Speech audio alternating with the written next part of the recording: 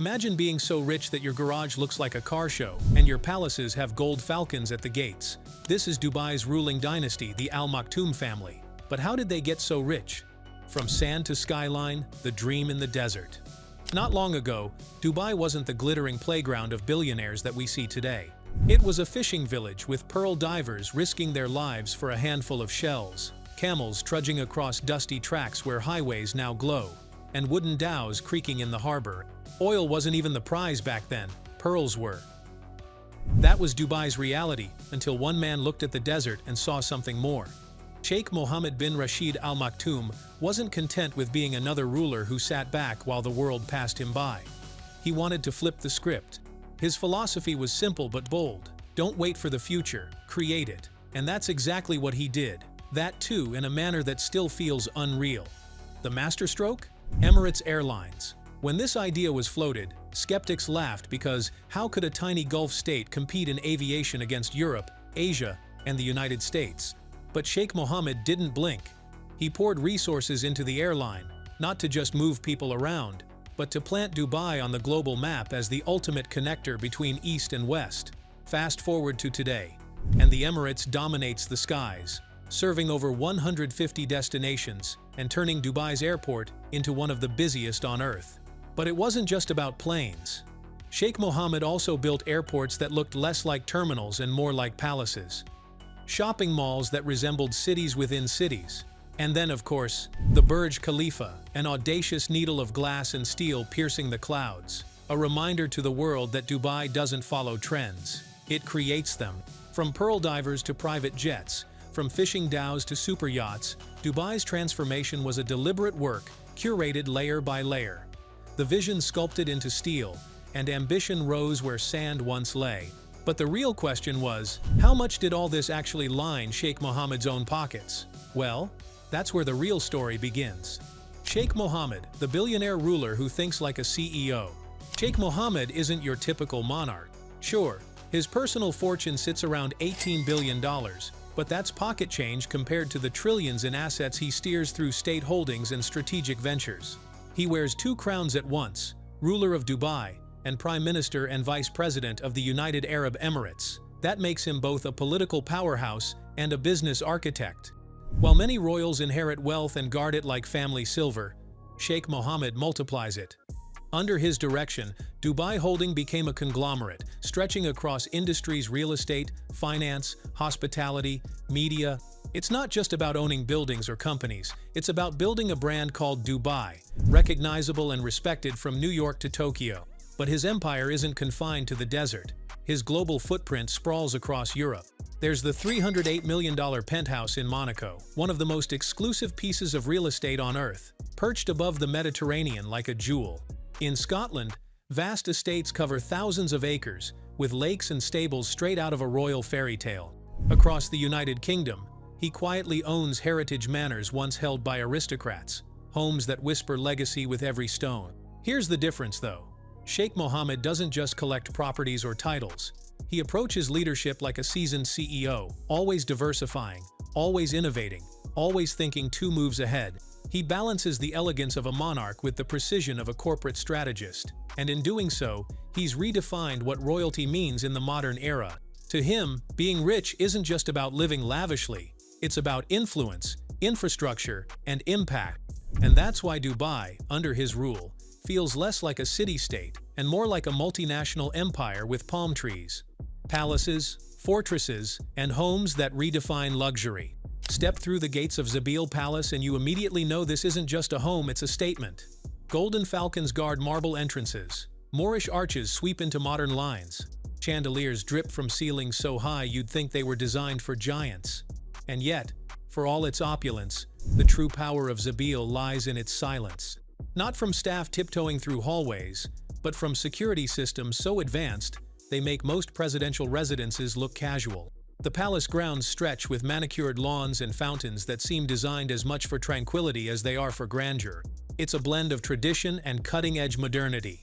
A reminder that in Dubai, even history gets an upgrade. But Sheikh Mohammed's residences don't stop at Zabeel.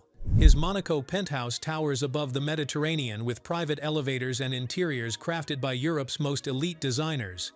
In Scotland, he owns sprawling estates with private lakes, shooting grounds, and stables that echo his lifelong passion for horses.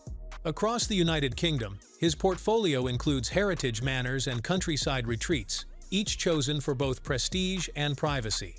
What ties them all together isn't just the extravagance, it's the intention. These homes are fortresses of influence. Each one strategically placed Monaco for power, in Europe, Scotland for retreat and tradition, Dubai for presence and authority. They're not just places to live, they're symbols. Messages carved into stone, marble, and glass, telling the world, Dubai's royal family isn't confined to borders. They occupy space across continents. In every chandelier, every marble floor, every acre of land, the same theme echoes. This isn't wealth for comfort, it's wealth for presence. A quiet, commanding reminder that the Al Maktoum family's reach extends far beyond the desert. Horses, before skyscrapers, the Royal Equestrian Empire. Before Dubai was defined by super-tall towers and futuristic skylines, it was defined by hooves pounding across desert sand. Horses weren't just animals for the Al Maktoum family, they were identity, tradition, and prestige. For Sheikh Mohammed, that connection became something far greater, a global empire on 4 legs. In 1992, he founded Godolphin, a name that today dominates the horse racing world. What began as a handful of stables evolved into the largest thoroughbred breeding operation on Earth. With hubs stretching from Newmarket in the United Kingdom to Kentucky, Ireland, Australia, and even Japan, Godolphin manages more than 1,000 purebred horses, each one chosen and trained with surgical precision. This isn't casual ownership.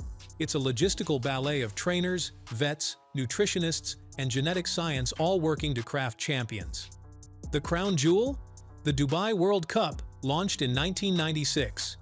At $12 million in prize money, it became the richest horse race on the planet, staged under the dazzling lights of Maidan Racecourse, a 60,000-seat architectural wonder that fuses sport with spectacle. Billionaires, royals, and racing elites flock to Dubai every March, not just to watch horses thunder down the track, but to witness Dubai flex its soft power in real time.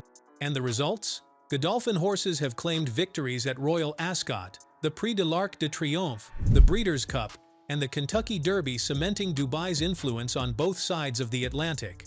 For the Al Maktoums, these horses aren't hobbies, they're living symbols of heritage and diplomacy.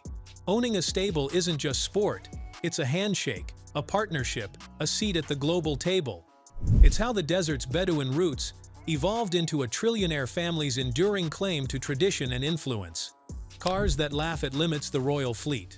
If the palaces show Dubai's power and the horses show its heritage, then the cars are where fantasy meets horsepower. And make no mistake, the Al Maktoum garages aren't just collections, they're kingdoms on wheels. Sheikh Mohammed and his son Sheikh Hamdan, better known online as Fazza, command a fleet of over 100 vehicles that range from timeless Rolls-Royce Phantoms to futuristic hypercars you'll never see on a dealer's lot. This isn't about picking up the latest Ferrari. This is about rewriting the rulebook of automotive excess. At the center of attention sits the Devel 16, a UAE-built hypercar wrapped in mystery and muscle. With a rumored 5,000 horsepower engine, it's less car and more land rocket, capable, at least on paper, of speeds that make Bugattis look tame. It's a symbol of Dubai's engineering ambition, bold, experimental, and unapologetically outrageous. But the fleet isn't just futuristic concepts. Walk the garages and you'll spot gold-plated SUVs, Bugattis etched with Arabic calligraphy, and Rolls-Royces adorned with falcon emblems, each design choice weaving cultural identity into automotive art. Parked beside them, military-grade 4x4s modified for desert dominance, proving these aren't just showroom pieces. They're machines built to rule both city boulevards and the empty quarter. Many of these cars are just one-offs, custom builds, which can never be replicated and never to be sold. They're experiments in blending technology, tradition, and national pride into metal and gasoline. Together, the Al Maktoum fleet isn't just transportation. It's a living gallery of ambition, heritage, and innovation on wheels. In Dubai, even a Sunday drive is a statement. The Floating Palace, a $300 million yacht that rules the seas. For most rulers, power sits on land. For Sheikh Mohammed, it sails. His $300 million yacht isn't just a vessel, it's a fortress of luxury, drifting across the world's most exclusive waters. Stretching over 530 feet, this floating palace is larger than some cruise ships, yet designed for privacy so absolute that paparazzi may as well not exist. Step inside and the interior's read like a catalog of indulgence. Handcrafted wood panels, Italian marble floors, and gold accents so subtle they whisper opulence instead of shouting it. But it's the features that set this yacht apart. There's a private submarine tucked below deck for underwater exploration. A cinema under the stars, wrapped in velvet, where first-run films can be screened mid-ocean. A squash court to keep routines sharp even miles from shore. Every suite is a masterpiece, each designed to cocoon guests in comfort while ensuring the Sheikh's privacy remains unbreakable. And because this is Dubai, security isn't an afterthought, it's science fiction. The yacht bristles with anti-drone systems, advanced radar, and climate-controlled decks that adapt to the sea's moods. A helipad crowns the structure, allowing quick exits and discreet arrivals. But beyond the technology, the yacht carries a message: freedom. It's a boardroom, a sanctuary, and a stage all in one. Deals worth billions have likely been inked here, whispered against the backdrop of rolling waves. When you rule Dubai, your kingdom doesn't stop at the coastline, it sails with you. The Heir and the Future, Sheikh Mohammed and Vision 2031. Every dynasty needs a future, and for Dubai, that future has a name: Sheikh Hamdan bin Mohammed Al Maktoum, or Fazza, as millions know him online. At first glance, he looks like a thrill-seeking prince posting skydiving videos, scaling mountains, and riding across desert dunes. But behind the adrenaline is a man carefully groomed to carry the Al Maktoum legacy forward. Fazza blends tradition with modernity in ways that make him stand out on the world stage. He's not just a social media darling, he's a poet, a philanthropist, and an active crown prince who spends as much time with citizens as he does with dignitaries. During the pandemic, he personally launched campaigns to support frontline workers and fund aid across borders. He's a vocal advocate for animal welfare and conservation, ensuring that Dubai's future isn't just lavish but sustainable. Heir to both the wealth and responsibility of his father, Sheikh Hamdan represents the next chapter in Dubai's story. He shows up unannounced at local weddings, jogs with citizens on public tracks, and turns up at cafes without bodyguards, making a scene. That humility, paired with immense influence, has made him beloved not just in Dubai but globally. And anchoring all this is Vision 2031, Sheikh Mohammed's blueprint for Dubai's future. Innovation, education, and sustainability sit at its core, ensuring that wealth isn't only displayed in skyscrapers but invested in people. For the Al Maktoum family, riches aren't a trophy, they're a responsibility. And that's what sets Dubai's royals apart. They don't just live in palaces, they build a city where their citizens can dream too. And in the trillionaire life of Dubai's ruling family, the legacy is clear: opulence with purpose, spectacle balanced by service.